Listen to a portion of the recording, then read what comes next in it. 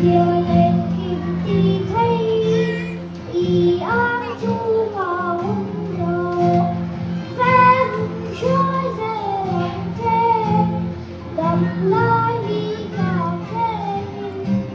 y bu ta ăn la lê vòng thiên dễ lòng thế rồi về đi lo anh xin rồi